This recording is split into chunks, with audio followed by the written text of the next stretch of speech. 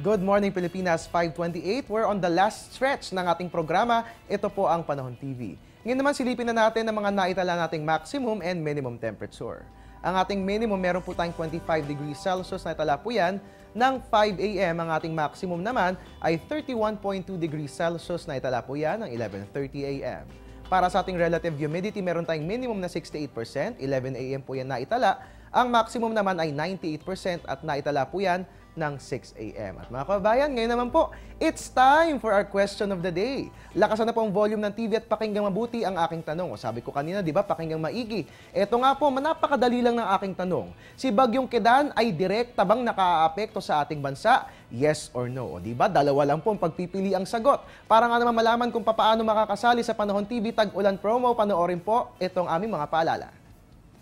Manood, mag-text at manalo sa Panahon TV Tag-Ulan promo.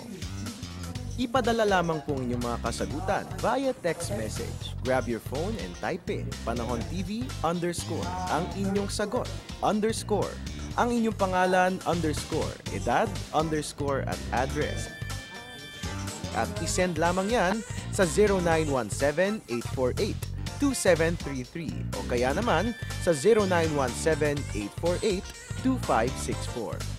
Ang mga mananalo sa ating promo ay aming babanggitin sa Panahon TV Weekend Edition. Alas 5 ng umaga kung kaya't ugaliin lamang ang pagtutok.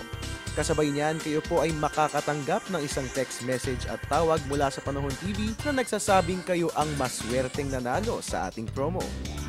Ang inyong premyo ay padadala sa inyo ng Panahon TV via Air 21. Sagot ko, padala mo.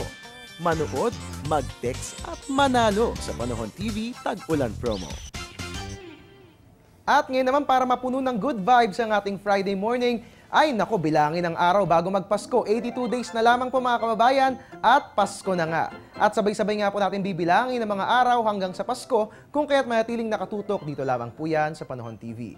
And of course mga kababayan, bisitahin po ang ating website www.panahon.tv, like our Facebook page, or you can also follow us on Twitter at Panahon TV. Dahil dito lamang po sa Panahon TV, tunay na walang pinipiling panahon ang pagbibigay impormasyon. At umulan o umaraw man, nakasama niyo po inyong weatherman, I'm the man, Harry Bayona, nagpapaalalang tiwala lang. May tamang panahon ang bawat pagkakataon. Dahil nga po ngayon ay Biyernes, naku, samantalahin po natin ang magandang panahon at bukas po weekend, no? So masaya po tayong lahat. Happy Friday po sa inyong lahat and good morning.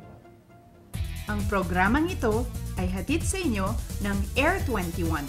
Sagot ko, padala mo.